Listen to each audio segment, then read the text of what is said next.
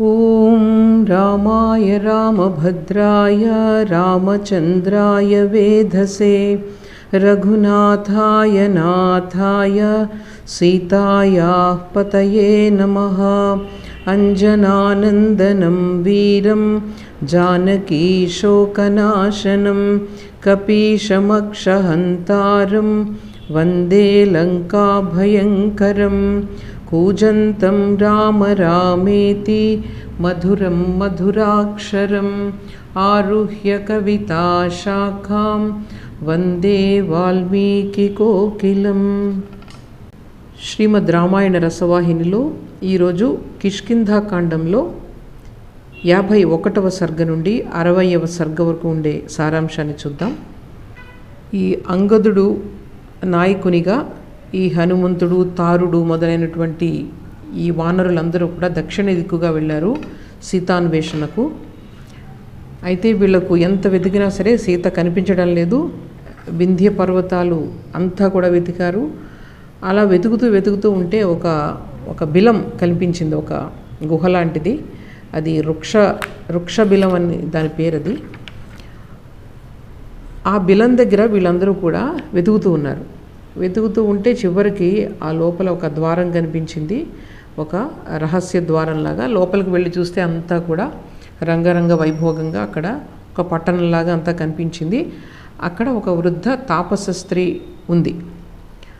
ఆ తాపస స్త్రీని వీళ్ళు చూశారు. చూసి హనుమంతుడు ఆవిడకి నమస్కరించి, నీవు ఎవరు, ఈ బిలం ఎవరిది అని అడుగుతాడు.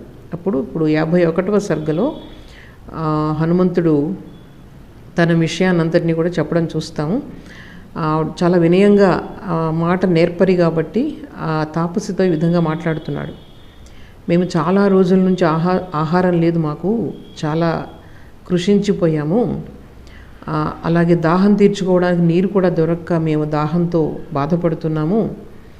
మేము అలా వస్తూ ఈ విధంగా బాధపడుతూ ఈ చీకట్లో ఉన్నటువంటి ఈ బిలంలోనికి ప్రవేశించాము. తీరా ఇక్కడికి చూసిన తర్వాత ఏమైందంటే, ఈ రకరకాల పదార్థాలు ఇవన్నీ చూసి, ఇవన్నీ కూడా రంగరంగ వైభోగంగా వెండితోనూ బంగారంతో చేసిన ఈ భవనాలు ఇవన్నీ చూస్తున్నాము. వీటన్నిటినీ చూస్తూ మేము ఈ భయంతోనూ భ్రాంతితోనూ ఉన్నాము, చాలా కంగారు పడుతున్నాము. ఇవన్నీ ఏమిటి అసలు? ఇవన్నీ కూడా ఇక్కడ చక్కటి సువాసనలతో ఫలపుష్పాలు ఇవన్నీ ఉన్నాయి కదా, ఇవన్నీ ఎవరు సృష్టించారు? ఇవన్నీ నీవు సృష్టించావా, లేకపోతే ఎవరైనా గొప్పవాళ్ళు సృష్టించారా అని ప్రశ్నిస్తాడు ఆ వృద్ధ తాపసిని. అప్పుడు ఆవిడ సమాధానం చెప్తుందనమాట. పూర్వం మయుడు అనేటువంటి ఒక రాజు ఉండేవాడు. అతను గొప్ప మాయావి. తన మాయా బలం చేత ఈ స్వర్ణ వనాన్ని నిర్మించాడు, ఈ బంగారు భవనాలను నిర్మించాడు. అలాగే మంచి ఈ శుక్రాచార్యుల వారి నుండి సమస్త ధనాన్ని పొందాడు. బ్రహ్మదేవుడి నుండేమో వరం పొందాడు. ఈ విధంగా ఏంటంటే అతను చాలా సమర్థవంతుడు. అతడు ఈ వనాన్ని సృష్టించి ఇక్కడ కొంతకాలం నివసించాడు. తరువాత హేమ అనేటువంటి అప్సరస స్త్రీతో అతను ఆసక్తితో ఉండడం వలన ఇంద్రుడు ఇతన్ని వజ్రాయుధంతో చంపేశాడు. అప్పుడు ఈ బ్రహ్మ ఈ వనాన్ని, ఈ మయుడు సృష్టించినటువంటి ఈ వనాన్ని ఈ హేమకు, ఈ అప్సరస హేమకు ఇచ్చాడు. ఆవిడ యొక్క అక్కడ భోగాలన్నిటి కూడా ఆవిడ అనుభవిస్తూ ఉంది. అయితే నా పేరు స్వయం ప్రభ, నేను మేరు సావర్ణి అనేటువంటి వాళ్ళ కుమార్తెను. ఆ అప్సరస హేమ నన్ను ఈ భవనానికి సంరక్షకురాలుగా నియమించింది. నేను ఈ భవనాన్ని రక్షిస్తూ ఇక్కడే ఉంటున్నాను అని చెప్పి అప్పుడు ఆవిడ అడుగుతుందన్నమాట, అసలు మీరెవరు, ఏ పని మీద వచ్చారు, ఎందుకు ఇక్కడ తిరుగుతున్నారు, అసలు ఇక్కడికి లోపలికి ఎవరు ప్రవేశించలేరు, మీరు ఎలా ప్రవేశించారు? సరే, ఇక్కడ అన్నీ కూడా మీరు తినడానికి వీలుగా, ఆకలితో ఉన్నామంటున్నారు కదా, ఇక్కడ తినడానికి తాగడానికి అన్నీ ఉన్నాయి, ఇవన్నీ చక్కగా మీరు తిని తర్వాత నాకు మీ విషయాన్ని చెప్పండి అని చెప్తాడనమాట. అప్పుడు వీళ్ళందరూ కూడా, ఈ వానరులందరూ కూడా కడుపు నిండుగా తింటారు. తిన్న తర్వాత ఈ స్వయం ప్రభ, ఈ తాపసి ఎవరైతే ఉందో ఆవిడ అంటుందన్నమాట, మీ ఆకలి బాధ తీరింది కదా, ఇప్పుడు నాకు విషయం చెప్పండి అంటే అప్పుడు హనుమంతుడు చెప్తున్నాడు, మేము ఈ రామకార్యంలో ఇక్కడికి వచ్చాము, ఆయన దశరథ మహారాజు యొక్క పెద్ద కొడుకు రాముడు ఆయన భార్య సీతతోనూ తమ్ముడు లక్ష్మణునితోనూ దండకారణ్యంలో నివసించేవాడు. అతడు ఇంట్లో లేని సమయం చూసి అతని భార్య అయినటువంటి సీతాదేవిని రావణుడు అపహరించుకొని పోయాడు. ఈ రాముడికి ఈ వానర రాజు సుగ్రీవుడు ఉన్నాడు కదా, వీళ్ళిద్దరికీ కూడా మధ్య స్నేహం కుదిరింది. మేమందరం కూడా సుగ్రీవుని యొక్క సేవకులం, సైనికులం. సుగ్రీవుడు మమ్మల్ని నియమించాడు సీతాదేవిని తీసుకొని రమ్మని చెప్పి. ఈ విధంగా మేము దక్షిణ దిక్కుగా మేము సీతాదేవిని వెతుకుతూ వచ్చాము. అసలు మేము చూడని ప్రదేశమే లేదు. అరణ్యాలు, సముద్రాలు, పర్వతాలు అన్నిటిలో కూడా వెతికాము, కానీ ఆవిడ జాడ కనిపించలేదు. అయితే ఇక మాకు ఆకలి బాధ ఎక్కువైపోయింది. దాహంతో మేము అలమటించిపోతున్నాము. ఇంకా ఇలాగ కష్టపడుతూ ఇలా వెతుకుతూ ఉంటే ఈ బిలం కనిపించింది. ఇక్కడ ఈ హంసలు, తర్వాత సారపక్షులు, వీటన్నిటినీ చూసాము. అంటే ఇవి ఉన్నాయి అంటే ఇక్కడ ఎక్కడో నీళ్లు ఉంటాయి అని మాకు అనిపించింది, నీటి వసతి ఉంటుందని. అందువల్ల మేము ఒకరినొకరు పట్టుకుంటూ గాఢాంధకారంగా ఉండడం వల్ల మేము ప్రయాణం చేస్తూ వచ్చాము. ఈ చీకటిలోనికి మేము కార్యం మీదే వచ్చాము. ఇక్కడికి వచ్చిన తర్వాత ఈ మా ఆకలి, దప్పిక అన్నీ కూడా తీరిపోయాయి. నీవు దయచేసి మమ్మల్ని అందరినీ కూడా రక్షించావు. ఇక నీకు మేమందరం ఏం ప్రత్యుపకారం చేయాలి అది నాకు చెప్పు అని చెప్తే, అప్పుడు స్వయంప్రభ అంటుంది, నేను ధార్మికురాలిని, నాకు ఏవి కోరికలైతే లేవు, నాకేమీ అవసరం లేదు. మీరు కూడా ధర్మ కార్యం కోసం ఇక్కడ పనిచేస్తున్నారు కాబట్టి నేను సంతోషిస్తున్నాను అంటే హనుమంతుడు అంటాడు, అవును, మేము కూడా ఈ రామకార్యం అనేటువంటి ఈ ధర్మకార్యంలో మేము నిమగ్నమై ఉన్నాము. మేమందరం కూడా నీ శరణు కోరుతున్నాము. ఎందుకంటే మాకు సుగ్రీవుడు 1 నెల గడువు ఇచ్చాడు. ఈ లోపులో కనుక మేము తీసుకొని వెళ్ళకపోతే మాకు మరణదండన విధించాడు. అందువల్ల మేము నిన్ను శరణు కోరుతున్నాము అంటే అప్పుడు స్వయంప్రభ అంటుంది, అసలు ఈ బిలంలోనికి ఒకసారి ప్రవేశించే వాళ్ళు ఎవరు కూడా బయటికి వెళ్ళలేరు, కానీ మీ యొక్క చక్కటి ప్రవర్తనతో నన్ను చాలా సంతోషపెట్టారు కాబట్టి నా తపశక్తి చేత మిమ్మల్ని ఈ బిలం బయటికి పంపిస్తాను. అయితే మీరు కళ్ళు తెరుచుకుని ఉంటే మాత్రం మీరు బయటికి వెళ్ళలేరు, మీరందరూ కూడా కళ్ళు మూసుకోండి అంటే వాళ్ళందరూ కూడా కళ్ళు మూసుకుంటారు. కళ్ళు మూసుకునే లోపల వాళ్ళు బయటికి వచ్చేస్తారన్నమాట, బిలం బయటికి. అప్పుడు ఆవిడ చెప్తుంది, నేను నా భవనానికి తిరిగి వెళ్తున్నాను, మీకు అంతా శుభం జరుగుతుంది అని చెప్పేసి ఆవిడ వెళ్ళిపోతుంది అనమాట. అయితే వీళ్ళందరూ కూడా బయటికి వచ్చిన తర్వాత ఒక సముద్ర తీరాన్ని చేరతారు. అలలు చాలా భయంకరంగా ఉన్నాయి. వీళ్ళ మనసులో కూడా చాలా భయంకరంగా ఉంది. ఎందుకంటే వీళ్ళ బిలం లోపల ఉన్నప్పుడే వీళ్ళకి గడువు ముగిసిపోయింది, సుగ్రీవుని యొక్క గడువు ముగిసిపోయింది. అప్పుడు అంగదుడు అంటున్నాడు అనమాట ఇంక భయంతో, మనం అందరం కూడా బిలంలో ఉండగానే మన రాజు విధించినటువంటి గడువు ముగిసింది. మనం ఆశ్వయుజ మాసంలో బయలుదేరాము, మనందరికీ కూడా ప్రభుభక్తి ఉంది, అలాగే నీతి మార్గానే వెళ్తున్నాము. ప్రభువు చెప్పినటువంటి పనులు చేయడం అనే ఒక కర్తవ్యము. తర్వాత మీరందరూ కూడా ఎంతో శక్తి సామర్థ్యాలు కలవారు. మీ అందరికీ కూడా నన్ను నాయకునిగా నియమించాడు మన రాజు. మన యొక్క రాజు యొక్క ఆయన యొక్క ఆజ్ఞను నెరవేర్చకపోతే మనం అందరూ కూడా ఇంక మరణించాలి, తప్పదు. ఎందుకంటే సుగ్రీవుని యొక్క మాటను కాదని ఎవరు ఇంతవరకు బ్రతకలేదు. అందుకే నాకు ఏమనిపిస్తుందంటే కిష్కింధకు వెళ్ళి ఈ విధంగా పరాజయంతో అక్కడ ఆయన చేతిలో చనిపోవడం కంటే ఇక్కడే ఆత్మహత్య చేసుకోవడం మంచిదనిపిస్తుంది. తరువాత నాకు యువరాజ పట్టాభిషేకం సుగ్రీవుడు చేయలేదు, నాకు రాముడు దగ్గరుండి యువరాజ పట్టాభిషేకం చేశాడు, కానీ సుగ్రీవుడు చేయలేదు. అంటే సుగ్రీవుడికి నా పైన ప్రేమ లేదు అని అంగదుడు చెప్తున్నాడు అనమాట. మొదటి నుంచి కూడా నా మీద సవతి తల్లి ప్రేమనే చూపిస్తున్నాడు. పూర్వం అంటే నా తండ్రితో ఉన్న వైరాన్ని దృష్టిలో పెట్టుకొని నా పైన ఇటువంటి ఒక బాధ్యతనిచ్చాడు. రామకార్యం మీరు సరిగా చేసుకొని రాకపోతే మిమ్మల్ని చంపుతానని. అంటే అతను ఏంటంటే నేను ఎలాగూ ఈ కార్యం నేను సిద్ధితో రాకపోతే నన్ను చంపేద్దామనే ఉద్దేశంతోనే అతడు నన్ను ఇక్కడ పంపించాడు. అందువల్ల అతని చేతిలో మరణించే కంటే ఏమిటంటే నేను ప్రాయోపవేశం చేస్తాను ఇక్కడే అని అంటాడనమాట. ఈ విధంగా అంగదుడు బాధపడుతూ ఉంటే అక్కడ ఉన్నటువంటి పెద్ద పెద్ద వయసు ఉన్నటువంటి వానర వీరులందరూ కూడా అంటున్నారనమాట, నిజమే సుగ్రీవుడు ఇటువంటి పని చేస్తాడు, మనల్ని చంపేస్తాడు అనడంలో ఏమాత్రం సందేహం లేదు. మనం ఏం చేద్దామంటే ఇంకా వెతుకుదాం, సీతాదేవి దొరికేదాకా వెతుకుదాము.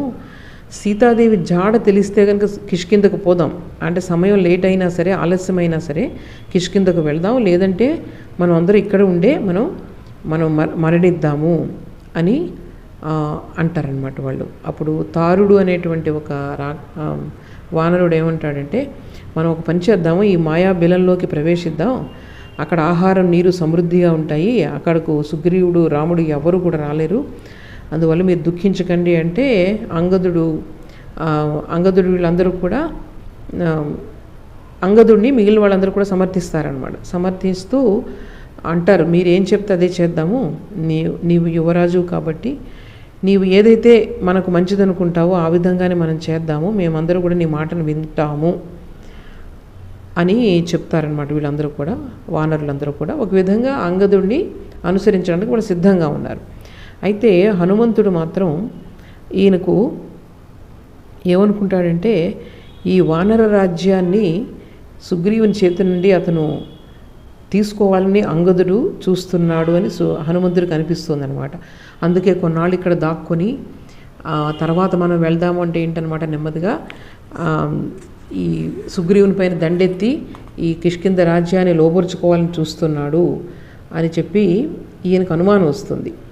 అనుమానం వచ్చి ఈ పరిస్థితిని నుండి తప్పించడానికి ఆయన ఏం కోరుకుంటాడంటే, సుగ్రీవునికి తర్వాత ఈ అంగదునికి మధ్యలో ఒక మైత్రీభావాన్ని నెలకొల్పాలి అని చెప్పి హనుమంతుడు అనుకుంటాడనమాట. అందుకని ఆ ఉద్దేశంతో ఆయన అంగదుడితో అంటాడు, నీవు బలపరాక్రమాల్లో నీ తండ్రి వాలి వలె సమర్థుడవు, ఈ వానర రాజ్యాన్ని పాలించగల సామర్థ్యం నీకుంది, అందులో ఏం సందేహం లేదు.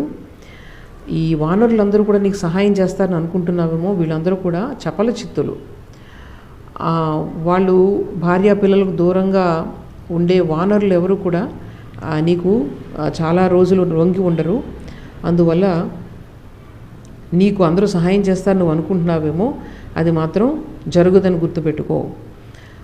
నువ్వేమో ఈ తారుడు చెప్తున్నాడు, ఈ బెల్లంలో మీరందరూ కూడా దాక్కొని ఇక్కడ ఉందామని అనుకుంటున్నారు, నీవు దాన్ని సమర్థిస్తున్నావు, అది మాత్రం సరికాలేదు.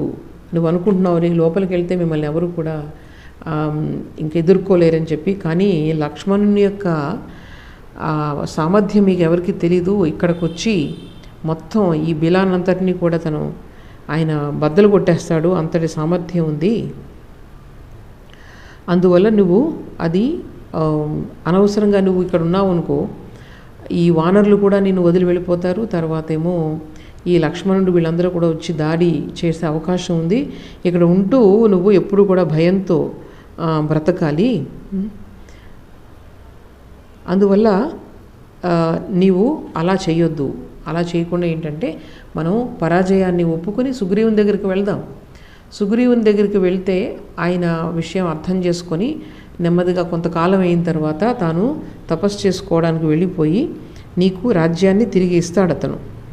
నీ పినతండ్రి సుగ్రీవుడు ధర్మాత్ముడు, తర్వాత ప్రేమాభిమానాలు ఉన్నవాడు అని సుగ్రీవుని చాలా పొగుడుతున్నాడు హనుమంతుడు.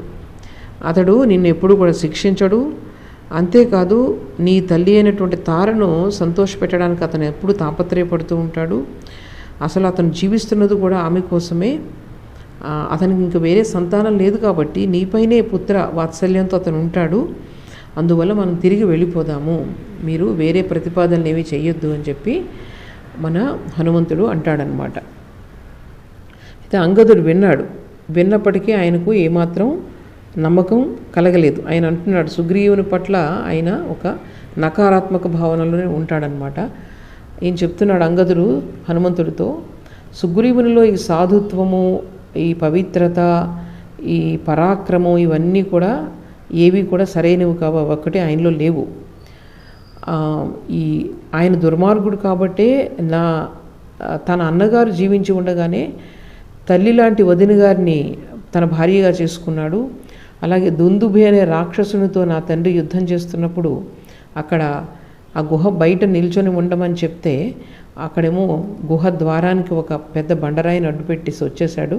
వచ్చేసి రాజ్యాన్ని చేజిక్కించుకున్నాడు. తరువాత నా తండ్రిని వశం చేసుకోవడానికి మహాపరాక్రమవంతుడైనటువంటి రామునితో అతను చేతులు కలిపి తను ఏం చేశాడంటే స్నేహం చేశాడు. స్నేహం చేసి తర్వాత ఏం చేశాడు, మాట ఇచ్చేసి తను భోగలాలసతో తను భోగాలన్నీ అనుభవిస్తూ ఉండిపోయాడు. మాటను నెరవేర్చలేదు. తర్వాత వాళ్ళు వచ్చి గుర్తు చేయాల్సి వచ్చింది. ఇప్పుడు ఏంటంటే లక్ష్మణునికి భయపడి మనల్ని అందరినీ సీతాన్వేషణకు పంపాడే కానీ నిజంగా ప్రత్యుపకారం చేయాలనే గుణం మాత్రం అతనిలో లేదు. అటువంటి వాడు ధార్మికుడు ఎలా అవుతాడు? ఆయన చాలా పాపాత్ముడు, కృతజ్ఞుడు. చేసిన ఉపకారాన్ని ఎప్పుడు గుర్తుంచుకోడు. అతని మనస్సు ఎప్పుడు చాలా చంచలంగా ఉంటుంది. అటువంటి వాళ్ళని నేను ఎలా గౌరవించను? నేను సుగ్రీవుని ఆజ్ఞను పాటించలేకపోయాను కాబట్టి ఈ వృక్షబిలంలోనే ఉండిపోదామని ఆలోచన చేశాను. ఈ విషయం ఏదో విధంగా అతను తెలుసుకుంటాడు. నన్ను అనగదొక్కేందుకు తను చేయగలిగిందంతా చేస్తాడు. నేను ఒక అనాథలాగా కిష్కిందలో బ్రతకాల్సి వస్తుంది. ఎన్ని చెప్పినా సరే అతను మంచివాడని చెప్పడానికి నాకు నమ్మకం కలగడం లేదు. ఈ రాజ్యం ఇవ్వాల్సి వస్తుందని చెప్పి నెమ్మదిగా నన్ను చంపేస్తాడు. అందువల్ల అతని చేతిలో చావు కంటే కూడా ఇక్కడ ప్రాయోపవేశం చేయడం మంచిది. మీరు ఏమనుకోవద్దు, నన్ను క్షమించండి. మీరందరూ కూడా మీ యొక్క ఇళ్లకు తిరిగి వెళ్ళండి. భార్యా పిల్లలతో సుఖంగా ఉండండి. అలాగే రామలక్ష్మణులకు నా నమస్కారాలను తెలియచేయండి. నా పినతల్లి రుమకు తర్వాత సుగ్రీవుడికి కూడా నమస్కారాలు చెప్పండి. నా తల్లి తార నేను చనిపోయిన తర్వాత ఆవిడ బాధపడుతుంది కదా, ఆవిడని మీరు ఓదార్చండి. నేను చనిపోయానని తెలిస్తే చాలు ఆవిడ కూడా మరణిస్తుంది. ఈ విధంగా అతను అంగదుడు ఏం చేస్తాడంటే అందరికీ నమస్కారాలు తెలియజేస్తాడు. కళ్ళ నీళ్లు పెట్టుకొని అక్కడ ప్రాయోపవేశం చేయడానికి దర్భలన్నీ కూడా పరుచుకుంటాడనమాట. అంగదుడు ఈ విధంగా ప్రాయోపవేశానికి పడుకోగానే వానర వీరులందరూ కూడా ఏడుస్తారు. వాళ్ళందరూ కూడా సుగ్రీవుణ్ణి బాగా తిట్టుకుంటారు. వాళ్ళందరూ కూడా అంగదుడితో పాటు చనిపోవడానికే నిశ్చయించుకుంటారనమాట. నిశ్చయించుకొని తూర్పు వైపుగా ముఖం పెట్టి కూర్చున్నారు. ఆ తర్వాత ఏమో వాళ్ళు ఏడుస్తున్నారట ఒకరికొకరు చెప్పుకొని, నిజంగా ఈ గతి మనకు రావడానికి కారణాలు ఏంటి అని చెప్పి వాళ్ళు చెప్పుకుంటున్నారు. రాముడు వనవాసానికి రావడం, తర్వాత దశరథ మహారాజు చనిపోవడం, రాముడేమో ఈ అరణ్యంలో కరుడు అనే రాక్షసుని చంపడం, శూర్పణకు ముక్కు చెవులు కోసి పంపడం, తర్వాత రావణాసురుడు సీతను అపహరించడం, జటాయువు రావణుని అడ్డుకొని మరణించడం, తర్వాత రాముడు వాలిని వధించడం, రాముడికి సుగ్రీవుడి మీద కోపం రావడం, తర్వాత రాముడిని మెప్పించడం కోసం తమను వీళ్ళందరినీ కూడా సీతాన్వేషణకు పంపడం, తర్వాత తమకు ఈ వృక్ష బిలంలోనే ఈ గడువు తీరిపోవడం, ఇదంతా కూడా చెప్పుకొని ఒకరికొకరు చెప్పుకొని చాలా విలపిస్తున్నారనమాట.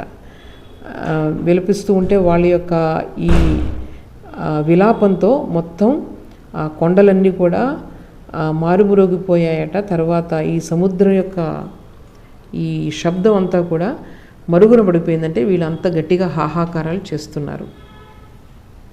ఈ విధంగా ప్రాయోపవేశం చేయడానికి సిద్ధంగా ఉన్నటువంటి ఈ వానరులందరినీ కూడా సంపాతి అనేటువంటి ఈ గృధ్ర రాజు, అంటే ఇతను జటాయువు యొక్క సోదరుడు, అతను చూడడం జరుగుతుంది.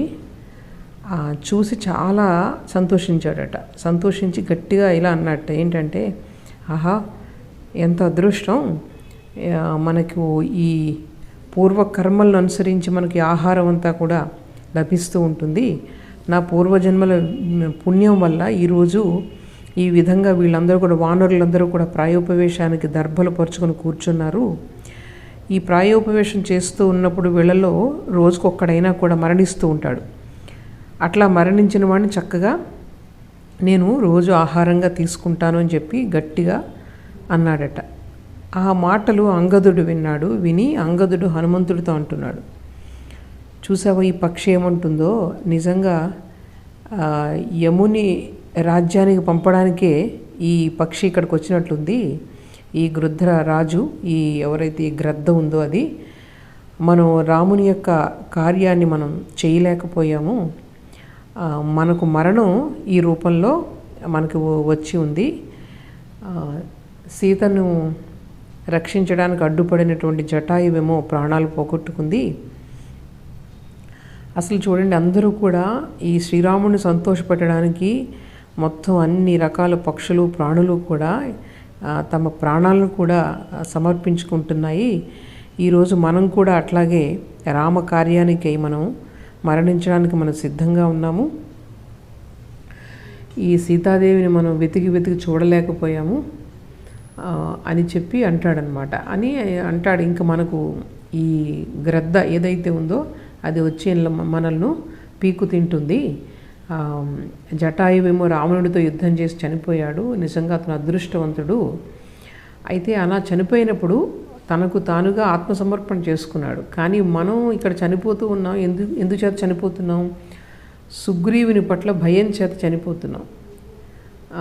ఇలాగా అసలు ఈ రామలక్ష్మణులు వనవాసానికి రావడం ఏమిటి, తర్వాత దశరథుడు మరణించడం, తర్వాత సీతాదేవిని రావణాసురుడు తీసుకెళ్ళడం, ఇవన్నీ కూడా మనల్ని చంపడానికే ఈ సంఘటనలన్నీ కూడా జరిగాయి. అదంతా ఎందుకు?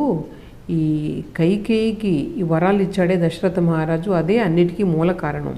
అందువల్ల మన యొక్క మరణానికి కైకేయి మూల కారణం అని చెప్తున్నాడు అనమాట. ఈ విధంగా హనుమంతుడితో అంగదుడు మాట్లాడుతూ ఉన్నాడు. ఆ విషయాన్ని సంపాతి వింటాడనమాట.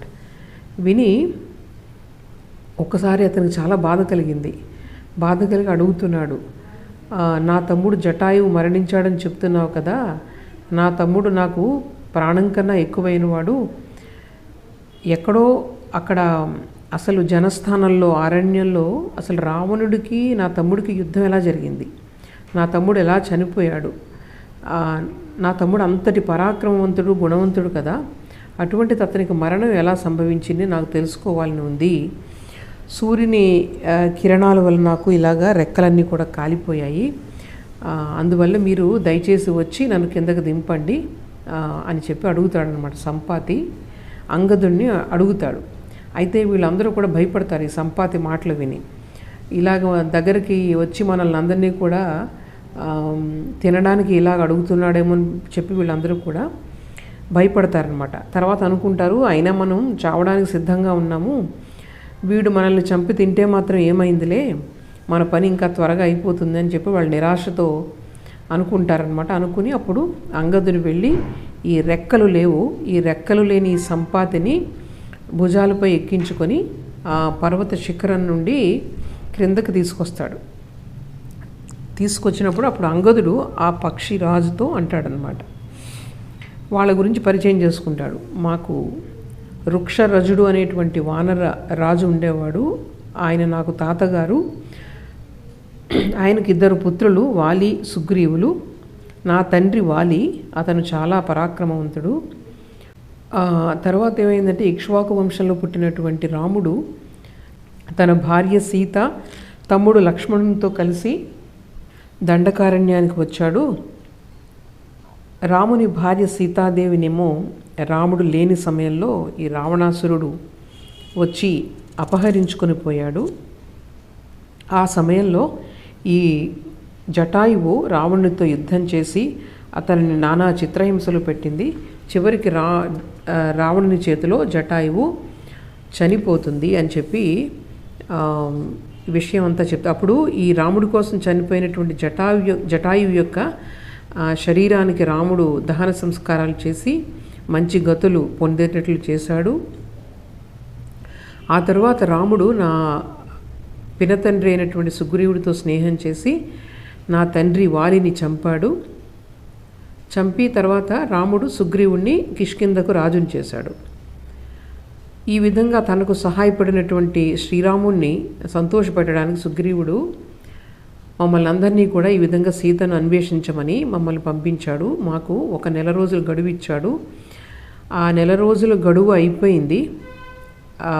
మేము ఇప్పుడు ఎందుకంటే అక్కడికి వెళ్తే సుగ్రీవుడు మమ్మల్ని చంపేస్తాడు కాబట్టి ఇక్కడే చనిపోదామని చెప్పి మేము ప్రాయోపవేశం చేయడానికి ఈ విధంగా కూర్చున్నాము అని విషయం చెప్తాడనమాట. పాపం అప్పుడు ఈ సంపాతికి చాలా జాలి కలుగుతుంది వీళ్ళ యొక్క కథ విని. అప్పుడు ఆయన ఈ సంపాతి ఈ జటాయువు యొక్క సోదరుడు ఈ వానరులతో అంటాడనమాట, ఆ జటాయువు నాకు తమ్ముడే. నా తమ్ముడి యొక్క మరణాన్ని గురించి విన్నాను. నేను ఇప్పుడు చాలా వృద్ధుడిని అయిపోయాను. పైగా నా రెక్కలు 2 కూడా కాలిపోయాయి. నేను ఆ రావణాసురుణ్ణి నేను ఎదుర్కొని పోరాడలేను. నేను ఇప్పుడు మీకు సహాయం చేయలేను ఆ విధంగా. ఒకసారి ఏమైందంటే, నేను నా తమ్ముడు మేము సూర్యమండలం వైపుకు వెళ్తూ ఉంటే ఆ దగ్గరకు వెళ్ళే కొద్దీ కూడా ఆ సూర్యుని యొక్క వేడికి నా తమ్ముడు జటాయువు సొమ్మసిల్లి పడిపోయాడు. అప్పుడు నేనేమో అతన్ని రక్షించడం కోసం నా 2 రెక్కలతో జటాయువుని కప్పి ఉంచాను. దాంతో ఏమైందంటే, ఆ సూర్యుని యొక్క వేడికి నా రెక్కలు 2 కూడా కాలిపోయి ఇక నేను ఎగరలేక పైనుండి ఆకాశం నుండి వింధ్య పర్వతంలో పడిపోయాను. తర్వాత జటాయువు ఏమైందో, ఎక్కడికి వెళ్ళాడో నా తమ్ముడు జటాయువు నాకేమీ విషయం తెలియలేదు. ఎవరో చెప్పారు దండకారణ్యంలో ఉంటున్నాడు అని చెప్పేసి, అంతే తప్ప తర్వాత అతని గురించి ఏ విషయాలు నాకు తెలియలేదు. ఈ విధంగా నేను అసహాయుడనై ఈ వింధ్య పర్వతంపై పడిపోయి ఇక్కడ నేను కాలం గడుపుతున్నాను అని చెప్తాడనమాట. అప్పుడు అంగదుడు అంటాడు, ఇప్పుడు నీ కథ మేము విన్నాము, నేను కూడా మా కథ అంతా కూడా నీకు చెప్పాను. ఇప్పుడు నీవు జటాయువు యొక్క సోదరుడు కాబట్టి రామకార్యంపై నీకు కూడా ఆసక్తి ఉండాలి. అందువల్ల నీవు మాట సహాయం చెయ్యి మాకు. ఎక్కడ ఉంది సీతాదేవి, ఈ రావణుని యొక్క స్థావరం ఎక్కడ ఉంది, ఇవంతా కూడా కొంచెం మాకు చెప్పి మాకు సహాయం చెయ్యి అని చెప్తాడు. అప్పుడేమో సంపాతి ఏం చెప్తాడంటే, నేను వృద్ధుడిని అయిపోయాను, శక్తి అంతా కూడా నాకు క్షీణించిపోయింది. అయితే కానీ నేనేంటంటే ఈ రామకార్యాన్ని చేయడానికి నాకు కూడా ఎంతో ఉత్సాహం ఉంది. ఒకసారి నేను విన్నాను, ఒక చక్కటి ఆభరణాలతో అలంకరించినటువంటి మంచి సౌందర్యవతి అయినటువంటి ఒక స్త్రీని అపహరించుకుని పోవడం మేము దాని గురించి నేను విన్నాను. అప్పుడు ఆవిడేమో తన ఆభరణాలన్నీ మూటగట్టి క్రిందకి జారవిడవడం నేను చూశాను. ఆవిడేమో రామ లక్ష్మణ అని అరవడం కూడా విన్నాను. అందుకనే నాకు అనిపిస్తుంది ఆవిడే సీత అయి ఉంటుందని. ఆ సీతను అపహరించుకుపోయినటువంటి అసురుడు, అతని పేరు రావణాసురుడు. అతడేమో విశ్రవసుని పుత్రుడు, కుబేరునికి సోదరుడు. అతను ఎక్కడ ఉంటాడంటే, ఇక్కడికి 100 యోజనాల దూరంలో సముద్ర మధ్యలో ఒక ద్వీపం ఉంది. ఆ ద్వీపంలో ఆ యొక్క లంకానగరం ఉంది. అది చక్కగా ఎంతో అందంగా నిర్మించబడి ఉంది. విశ్వకర్మ దానిని నిర్మించాడు. అక్కడ సీతాదేవి నిర్బంధించబడి ఉంది. ఆవిడ పట్టు వస్త్రాలను ధరించి ఉంది. రాక్షస స్త్రీలందరూ కూడా ఆవిడకు కాపలాగా ఉన్నారు. సో అక్కడికి మీరు వెళ్తే కనుక ఈ సీతాదేవిని మీరు చూడవచ్చు. మీరందరూ కూడా లంకాపట్టణానికి వెళ్ళండి, మీ పరాక్రమాన్ని చూపి మీరు ఆ సీతాదేవి యొక్క జాడను మీరు కనుక్కోవచ్చు అని చెప్తాడనమాట. తర్వాత ఏంటంటే, ఇదంతా కూడా నేను నా దివ్య దృష్టితో నేను చూశాను, మీరు తప్పకుండా వెళ్ళండి, మీరు తప్పకుండా సీతను చూడగలరని చెప్తాడనమాట. అలాగే ఈ రావణుడు సీతాదేవిని అపహరించి చాలా హేయమైన పనిని చేశాడు. అలాగే నా సోదరుడినేమో చంపేశాడు. అందుకు తప్పకుండా ప్రతీకారం జరగాలి. నాకు కూడా దివ్య నేత్రాలు ఉన్నాయి, దాని ద్వారానే నేను నేను చూడగలుగుతున్నాను. అలాగే అది మాత్రమే కాకుండా మాకందరికీ కూడా, మా జాతి వాళ్ళకి 100 యోజనాల దూరంగా ఉండేటువంటి ఆహారాన్ని కూడా చూసే శక్తి మాకు ఉంటుంది. అందువల్ల దూరంగా ఉన్నటువంటి విషయాలు కూడా మేము చూడగలము అని చెప్తాడు. అయితే చివరిగా ఒక సహాయం అడుగుతాడనమాట. మీరు తప్పకుండా వెళ్ళండి, విజయం సాధిస్తారు, అయితే నాకు కొంచెం సహాయం చేయండి, నన్ను కొంచెం సముద్ర తీరానికి తీసుకెళ్తే నేను నా తమ్ముడికి తర్పణాలు ఇస్తాను. అప్పుడు వీళ్ళు ఏం చేస్తారంటే, ఆ సముద్ర తీరం వరకు ఈయన రెక్కలు కాలిపోయినటువంటి ఆ సంపాతిని తీసుకుని వెళ్ళిన తర్వాత జాంబవంతుడు అంటాడనమాట, కొంచెం సీతాదేవి జాడను గురించి ఇంకా కొంచెం వివరంగా చెప్పండి, ఎవరైతే ఆమెను అపహరించారో ఆ వివరాలన్నీ కూడా మాకు కొంచెం బాగా తెలియచేయండి అంటే, అప్పుడు సంపాతి అసలు ఈ సీత అపహరణాన్ని గురించి నాకు ఎవరు ఇంత బాగా చెప్పారో మీకు చెప్తున్నాను వినండి. నేను దివ్య దృష్టితో చూడడం మాత్రమే కాదు, నాకు ఈ వృత్తాంతాన్ని ఒకరు తెలియచేశారు, ఆ విషయం నేను మీకు చెప్తున్నాను వినండి. నేను ఈ విధంగా వృద్ధుడినైపోయి రెక్కలు కాలిపోయి ఇక్కడ నేను వింధ్య పర్వతాల్లో ఉంటున్నప్పుడు నా కొడుకు, అతని పేరు సుపార్శ్వుడు, అతను రోజు కూడా నాకు ఆహారాన్ని తీసుకుని వచ్చి ఇస్తూ ఉండేవాడు. మా జాతికి ఆకలి బాగా ఎక్కువ, ఎప్పుడు ఏదో ఒకటి తింటూ ఉండాలి. అందువల్ల పాపం నా కుమారుడు ఆ మాంసం తీసుకుని వచ్చి నాకు ఇస్తూ ఉండేవాడు. ఒకరోజు ఏమైందంటే నాకు ఎంతో ఆకలిగా ఉంది. వాడు ఏం చేశాడు, చాలా ఆలస్యం చేశాడు. ఆలస్యం చేసేటప్పటికి నేను అతన్ని బాగా తిట్టి అతని మనసును కష్టపెడితే పాపం నా కొడుకు మాత్రం అసలు ఏం కోపం తెచ్చుకోకుండా జరిగిన విషయాన్ని చెప్పాడు. అదేంటంటే, ఈ సుపార్శ్వుడు తండ్రికి చెప్తున్నాడు అనమాట, రోజులాగే నేను మహేంద్ర గిరిపైకి వెళ్ళి ఆహారం కోసం చూస్తూ ఉన్నాను. ఆ సమయంలో ఒక పర్వతాకారంలో ఉన్నటువంటి ఒక రాక్షసుడు ఒక స్త్రీని అపహరించుకొని పోతూ ఉండడం నేను చూశాను. నేనేమనుకున్నానంటే వాళ్ళిద్దరిని కూడా చంపి మనకు ఆహారం బాగుంటుందని అనుకున్నాను. కానీ నేను అలా వాళ్ళ దారిని అడ్డగించేటప్పటికి అతను ఏమన్నాడంటే, దయచేసి నన్ను వదిలేయి అని నన్ను బ్రతిమిలాడాడు. అతను బ్రతిమిలాడడం వల్ల నేనేం చేశానంటే నా మనసు కరిగిపోయి నేను వాళ్ళని వదిలేశాను. వాళ్ళు అలా దూరంగా వెళ్ళిపోతూ ఉంటే నేను చూస్తూ నిల్చున్నాను. ఈ లోపల అక్కడ ఈ సిద్ధులు, మహర్షులు ఆకాశంలో సంచరిస్తూ ఉన్నారు. వాళ్ళందరూ కూడా నా దగ్గరికి వచ్చి, నిజంగా ఈరోజు నువ్వు బ్రతికిపోయావు, నిన్ను వదిలేశాడు దైవవశంతో, వాడు మహాక్రూరుడు అని చెప్పి ఆ మహర్షులు నాతో ఏం చెప్పారంటే, అతని పేరు రాక్షసుడు, రావణాసురుడు. వాడు బలవంతంగా ఈ సీతాదేవిని తీసుకొని పోతున్నాడు. ఆవిడ రామ అంటూ ఆవిడ ఏడుస్తుందే, ఆవిడ సీతాదేవి జనక మహారాజు కుమార్తె, దశరథ మహారాజు కోడలు, శ్రీరాముని భార్య అని వీళ్ళందరూ కూడా నాకు చెప్పారు అని చెప్పి ఈ సుపార్శ్వుడు సంపాతి తన తండ్రి అయినటువంటి సంపాతికి చెప్తున్నాడు ఈ విషయాన్ని. ఈ రావణాసురుడి వల్లే నాకు ఆలస్యం అయిపోయింది, వేటకు కూడా నాకు వెళ్ళాలని ఈరోజు అనిపించలేదు, అందువల్లనే నేను ఈరోజు ఆహారాన్ని తీసుకొని రాలేకపోయానని చెప్పి నా కుమారుడు నాకు తెలియజేశాడని చెప్పి సంపాతి ఈ వానరులకు చెప్తున్నాడు అనమాట. అయితే నాకు ఈ రెక్కలు విరిగిపోయినా సరే నా బుద్ధి మాత్రం బాగా పనిచేస్తుంది. అందువల్ల నా బుద్ధి బలంతో మీకు మాట సహాయం చేస్తున్నాను. అందువల్ల మీరు పట్టుదలతో వెళ్ళి ఈ రామకార్యాన్ని సాధించండి అని చెప్తాడనమాట సంపాతి. దానితో ఈ వానరులందరూ కూడా ఈ సంపాతిని ఎంతో అభిమానించి అప్పుడు చాలా ఆనందపడతారనమాట. అప్పుడు సంపాతి ఏం చేస్తాడంటే ఈ అంగదుడితో అంటాడు, సీతాదేవి వృత్తాంతం నాకు ఇంకా ఎలా తెలుస్తుందో మీకు ఇంకా వివరంగా చెప్తున్నాను వినండి.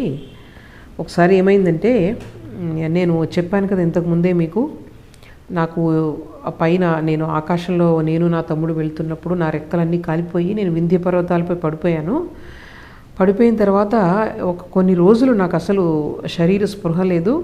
తర్వాత కళ్ళు తెరిచి చూసేటప్పటికి నాలుగు పక్కల కూడా ఏంటేంటో నాకు అసలు ఏమీ అంటే కొత్తగా ఉంది ప్రాంతం అంతా కూడా. కొండలు, సరస్సులు, ఈ అడవులు ఇవన్నీ చూశాను. ఆ తర్వాత ఇక్కడ ఉన్నటువంటి జంతువుల్ని చూశాను. తర్వాత కొంతకాలానికి తెలిసింది ఇవి వింధ్య పర్వతాలు అని చెప్పేసి. ఇక్కడే ఈ వింధ్య పర్వతాల్లోనే నిశాకరుడు అనేటువంటి గొప్ప మహర్షి యొక్క ఆశ్రమం ఒకటి ఉంది. ఇక్కడ ఏమిటంటే, అంతకుముందు నేను జటాయువు కూడా ఒకసారి ఈ మహర్షిని దర్శించాలనే కోరికతో మేము ఒకసారి వచ్చాము ఇక్కడికి. ఈ మహర్షి యొక్క ఆశ్రమానికి దూరం నుంచి కూడా మంచి సుగంధాలతో గాలి వీస్తూ ఉంటుంది. అలాగే ప్రతి మొక్క తర్వాత వృక్షాలు కూడా పూలతో పండ్లతో నిండి ఉంటాయి ఎప్పుడూ కూడా. నేనేమో ఈ ఆశ్రమానికి కొద్ది దూరంలో కూర్చొని ఉన్నాను. అప్పుడు ఈ మహర్షి అక్కడి నుంచి స్నానం చేసి దూరంగా ఉన్నటువంటి సరస్సులో స్నానం చేసి వస్తూ ఉండడం చూశాను. ఈ మహర్షి వెళ్తూ ఉంటే ఆయన వెనుక జంతువులన్నీ కూడా అనుసరించి వచ్చాయట. తర్వాత మళ్ళీ ఈయన లోపలికి వెళ్ళిపోగానే ఆ జంతువులన్నీ ఆయన దిగబెట్టి మళ్ళీ ఆశ్రమంలో దిగబెట్టి మళ్ళీ వెనక్కి వచ్చేసాయట. ఇలా ఎంత చక్కగా ఉంది ఆ దృశ్యం చూడడానికి. అటువంటి మహర్షి నన్ను చూసి చాలా సంతోషించి నన్ను పలకరించి అడిగాడనమాట నాపై ప్రేమతో, ఎందుకు నీవిలాగా నీ శరీరం అంతా వికారంగా ఉంది, ఎందుకు నీ ఈకలు ఇవన్నీ కూడా కాలిపోయి ఉన్నాయి, ఏదైనా వ్యాధితో నువ్వు బాధపడుతున్నావా, లేకపోతే నేను ఎవరైనా శిక్షించారా? నాకు గుర్తుంది నీవు నీ తమ్ముడు జటాయువు నన్ను చూడడానికి చాలా కాలం క్రితం వచ్చారు. నీవు పెద్దవాడివి, తర్వాత జటాయువు చిన్నవాడు, అంతే కదా, నాకు అలాగే గుర్తుంది. మీరు ఎంత వేగంతో మీరు ఎగిరేవారు అదంతా కూడా నాకు గుర్తుంది. అలాగే మీకు ఎన్నో మహిమలు ఉన్నాయి, మీరు కామరూపులు, రకరకాల రూపాలు మార్చుకుంటారు. అలాగే మీ యొక్క గృధ్ర జాతికి, అంటే మీ గ్రద్దలు ఉన్నాయి కదా, ఆ జాతికి మీరు రాజులు కూడా. మీ ఇద్దరు కూడా ఆ రోజు నాకు మనుష్య రూపంలో వచ్చి నా పాదాలకు నమస్కరించారు అని ఆయన, ఈ నిశాకర మహర్షి ఈ అక్కడికి వచ్చినటువంటి ఈ సంపాతితో అంటాడనమాట. దీనితో 60వ సర్గ కిష్కింధాకాండంలో పూర్తి అవుతుంది. ఈరోజు ఇంతటితో ముగిద్దాం. వచ్చే వారం 61 నుండి కిష్కింధాకాండం చివరి వరకు 67 సర్గలు ఉన్నాయి. అది వచ్చే వారం చూద్దాం. ఓం అసతో మా సద్గమయ తమసో మా జ్యోతిర్గమయ మృత్యోర్మా అమృతంగమయ. ఓం శాంతి శాంతి శాంతి. హరి ఓం తత్సత్. శ్రీరామకృష్ణార్పణమస్తు.